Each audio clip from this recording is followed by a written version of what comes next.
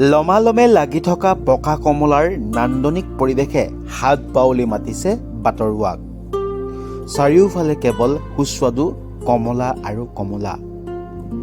এয়া হৈছে তিনিচুকীয়া জিলাৰ বাৰেকুৰিৰ পৰিৱেশ। মৰাণ জনগোষ্ঠীৰ অধ্যুষিত বৃহৎ অঞ্চলটোত এতিয়া লাখে লাখে কমলাৰ উৎপাদন। তিনিচুকীয়াৰ বাৰেকুৰি অঞ্চলটোৰ সুস্বাদু কমলা টেঙাই জিলাখনৰ লগতে বহিৰাজ্যৰ বজাৰ দখল কৰিবলৈ সক্ষম হৈছে। এতিয়া বহিৰাজ্যৰ পৰা অসমলৈ আমদানি হোৱা কমলা টেঙাক প্ৰত্যাহ্বান জনাব পৰাকৈ তিনিচুকীয়াতে উৎপাদন হৈছে হাজাৰ হাজাৰ লাখে লাখে কমলা। তিনিচুকীয়াৰ বাৰেকুৰি অঞ্চলৰ প্ৰতিখন বাৰী এতিয়া কমলাৰ বাবেই পৰিচিত হৈ পৰিছে। বাৰেকুৰিৰ প্ৰায় সংখ্যক লোকেই কমলা খেতিৰে উপাৰ্জনৰ পথ মুকলি কৰি ল'বলৈও সক্ষম হৈছে। মৰাণ জনগোষ্ঠীৰ লোকসকলৰ বাৰীত থকা কমলা গছবোৰত হাজাৰ হাজাৰ কমলা লগাৰ দৃশ্যই এতিয়া বাটৰুৱাক এপলক হ'লেও দৃষ্টি কাঢ়িছে।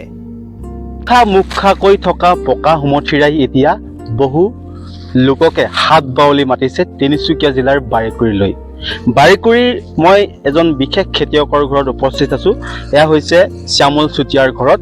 আৰু এয়া দেখিছে মোৰ সন্মুখত, মোৰ চৌপাশে দেখিছে কেৱল লমালমে লাগি থকা এক নান্দনিক পৰিৱেশৰ মাজত কমলা। এই কমলা খেতি ইমান সুন্দৰকৈ কৰিছে, একদম দেখি মন ভৰি গৈছে। বহু পৰ্যটক আহে চাবলৈ। কেতিয়াৰ পৰা কমলা খেতি কৰিছে? 2019 চনত ৰোৱা হৈছিলে। 2019 চনৰ নৱেম্বৰ মাহত ৰোৱা হৈছিলে। তাৰপাছত দেখিছোঁ প্ৰথম বছৰৰ পৰাই দুটা এটা অৱশ্যে মই কাটিং বুলি দুটা এটাকে লাগি আছে যে এই বছৰ কিন্তু বৰ একেবাৰে মানে মনোমোহা দৃশ্য আৰু মানে নেচাবলৈ আৰু নক'বলৈ মানুহে নাই। বৰ সুন্দৰকৈ লাগিছে সঁচাকৈ, মানে চাবলগীয়া। এতিয়া এই বাৰেকুৰিৰ কমলাই একদম তিনিচুকীয়া বজাৰ, ডিব্ৰুগড়ৰ বজাৰ আৰু বিভিন্ন স্থানৰ বজাৰ ভৰি পৰিছে।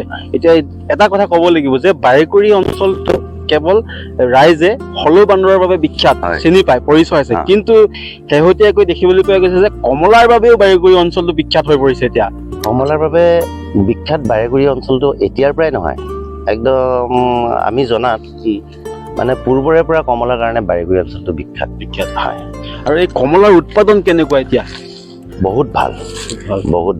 মাজতে অকণমান কমলাৰ উৎপাদনটো কমি গৈছিলে যদিও বৰ্তমান কমলাৰ উৎপাদন বাৰেকুৰিত বিশেষকৈ মই বেলেগৰ কথা নকওঁ, পুৰণি মতামত কিন্তু বহুত ভাল বুলি ক'ব লাগিব। হয়, একদম লাখে লাখে কমলা। আৰু মোৰ ইয়াতে প্ৰায় 70,000 মান ওলাইছিলে এই বৰ্ষত, আৰু এতিয়াও ছিঙিবলৈ বাকী আছে বহুত। এয়া দৰ্শকসকলে দেখিছে চাহ গছৰ মাজে মাজে কমলা, আৰু এই সুস্বাদু একদম দেখিয়ে খাওঁ লাগি থকা কমলা আপুনি যদি বিচাৰে, এনে মনোমোহা দৃশ্য যদি চাবলৈ বিচাৰে, আপোনালোকে আহিব লাগিব তিনিচুকীয়া জিলাৰ বাৰেকুৰি অঞ্চলৰ এই মতাপুং গাঁৱলৈ। কেৱল মতাপুং গাঁৱে নহয়, বাৰেকুৰি অঞ্চলটোতে বিভিন্নজন ব্যক্তিৰ ঘৰত কেৱল এতিয়া কমলা আৰু কমলা, গোটেই সমগ্ৰ অঞ্চলটো কেৱল কমলাৰে ভৰি পৰিছে। বিগত বৰ্ষসমূহত বিভিন্ন টেঙাৰ বাবে পৰিচিত বাৰেকুৰিৰ প্ৰায় সংখ্যক কমলা খেতিয়কে কমলা বিক্ৰী কৰি আৰ্থিকভাৱে স্বাৱলম্বী হোৱাৰ সমান্তৰালকৈ ৰাজ্যৰ গ্ৰাম্য অৰ্থনীতি টনকিয়াল কৰিছে। আনহাতে বাৰেকুৰিৰ কমলাৰ খেতিসমূহ পূৰ্বতকৈ হ্ৰাস পাইছে। চাহ বাগান পাতিবলৈ বহু কমলাৰ গছ কাটিলে কৃষকসকলে। ইয়াৰোপৰি কমলা গছসমূহত পোকে আক্ৰমণ কৰাৰ বাবে গছসমূহ সহজতে মৰি গৈছে বুলি একাংশ খেতিয়কে ক'ব বিচাৰে। পূৰ্বতে বহুত ডাঙৰ বাৰী আছিলে, কিন্তু এতিয়া কালক্ৰমত মানে সেইবিলাক কাটি যেতিয়া চাহ বাগান কৰি দিলে, চাহ বাগান কৰাৰ পিছত এতিয়া আমাৰ ইমান এটা কমলা ডাঙৰ খেতি নাই, চাহ বাগান বেছি হ'ল। তাৰ এতিয়া মানুহবোৰে এতিয়া বুজি পাইছে, গম পাইছে যে কমলা ফলটো বৰ আপুৰুগীয়া হৈ পৰিছে, বজাৰত নোহোৱা হৈছে। সেইকাৰণে এতিয়া প্ৰায় ঘৰে ঘৰে এই কমলা খেতিটো কৰিবলৈ লৈছে। এতিয়া প্ৰত্যেকৰ মৰাণ জনগোষ্ঠীৰ ব্যক্তিৰ ঘৰতে কিন্তু কমলা গছ পূৰ্বতেও আছিলে, এতিয়া কিছু পৰিমাণে কমিছে যদি এতিয়া আছে। কিন্তু এই কমলাসমূহ আপোনালোকে দেখিবলৈ পাইছোঁ তিনিচুকীয়াৰ বজাৰত একদম ঠাহ খাই আছে। এতিয়া আপোনালোকে তিনিচুকীয়া বজাৰলৈ পঠিয়াই নে ক'ৰবাত বাহিৰলৈ পঠায় নেকি? আমাৰ খেতিয়কসকলে তিনিচুকীয়া বজাৰলৈ পঠিওৱা হয়। তাৰপিছত তিনিচুকীয়াৰ পৰা আৰু হয়তো কিছুমানে বাহিৰলৈ নিব পাৰে, শিৱসাগৰ, মৰাণ, ডিব্ৰুগড় এনেকুৱা ধৰণে লৈ যায়।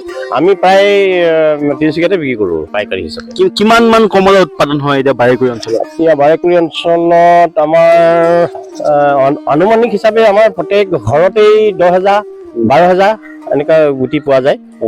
ঠিক তেনেকে আমাৰ গোটেই অঞ্চলটোত যদি আমি 100 ঘৰ যদি আছে তেতিয়াহ'লে সেই ঠিক তেনেকুৱা ধৰণে মানে ওলায় আৰু ওলায়। ডিব্ৰুগড়ৰ পৰা ৰক্তিম দাসৰ প্ৰতিবেদন, লোকেল 18।